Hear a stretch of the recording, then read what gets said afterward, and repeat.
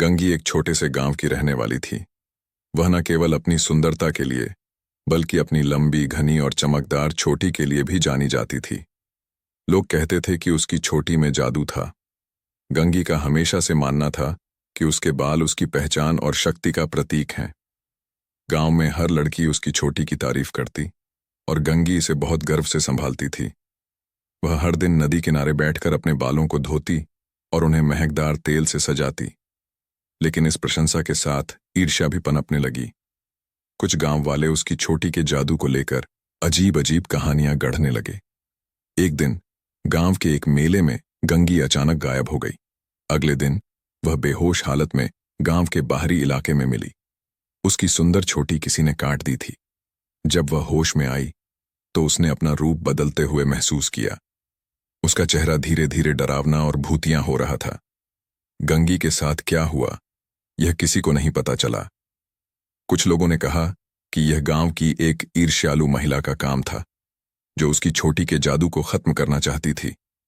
कुछ ने कहा कि यह किसी तांत्रिक का काला जादू था जिसने उसकी आत्मा को बांध दिया। गंगी ने अपनी चोटी खोने के बाद गांव से दूरी बना ली। कुछ महीनों तक वह गायब रही। जब वह लौटी तो वह मासूम लड़की नहीं थी। उसके बाल अब सफेद और बिखरे हुए थे और उसकी आंखों में एक भयानक चमक थी। गांव वालों का कहना था कि गंगी अब चुड़ैल बन गई है। वह अपनी खोई हुई चोटी को ढूंढने के लिए गांव की हर लड़की के लंबे बालों को काटकर अपनी शक्ति वापस पाना चाहती थी। उसकी हंसी सुनकर लोग डर के मारे अपने घरों में दुबक जाते थे। हर पूर्णिमा की रात गंगी पीपल के पेड़ के पास दिखती। वह सफेद साड़ी में लिपटी रहती और उसकी कटी चोटी को खोजने के लिए जंगल और गांव की गलियों में घूमती। गांव के कई बच्चे और लड़कियां अचानक गायब होने लगे। कुछ लोगों का कहना था कि उन्होंने गंगी को उन बच्चों को अपने लंबे सफेद बालों में बांधते हुए देखा। गांव वाले इतने डरे हुए थे कि उन्होंने पीपल के पेड़ के आसपास जाना ही छोड़ दिया।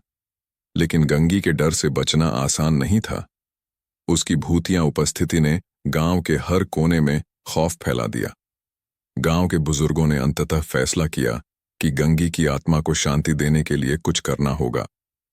उन्होंने गांव के मंदिर के पुजारी से सलाह ली।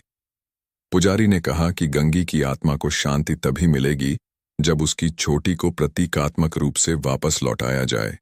एक बड़ी हवन का आयोजन किया गया। गांव के सभी लोग इकट्ठा हुए और गंगी की आत्मा से माफी मांगी। हवन के दौरान गांव की एक महिला ने गंगी की खोई हुई चोटी जैसी एक कृत्रिम चोटी तैयार की और उसे पीपल के पेड़ के नीचे गाड़ दिया। हवन के बाद गंगी की आत्मा ने गांव में दिखना बंद कर दिया।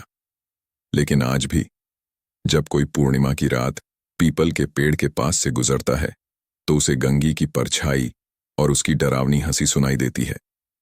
ये कहानी हमें सिखाती है कि ईर्ष्या और अंधविश्वास किस तरह से किसी की जिंदगी को बर्बाद कर सकते हैं।